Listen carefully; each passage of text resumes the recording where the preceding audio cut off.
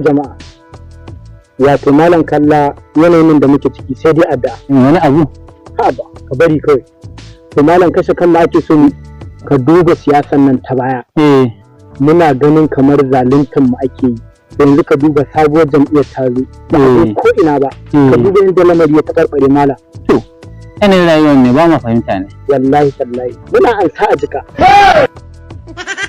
Amma abu kana bi yanayin kasar nan sai dai addu'a kaji da halin da Allah mun fi shiga uku kuma halin da uban mu a kasar nan wallahi na ga musulmin daga wajen malam na ta'ala nake ko rabin kwanan dawa da zuba ni ko malam na ta'ala wai ya hana malam ai matsalar mu matsalar kace ko ba gaskiya ba haka ne duk abin da ya shafe ka mu ma ya shafe bare haka duk da mu ma babu Allah dai sai dai mu ci alhamdulillah to kada za mu shawo kan matsalar muhimmin mun yanzu dan Allah dan Annabi so ake mun fara tona rami muna higewa mun yi addu'a Allah ya tsine zuwa gabanin nan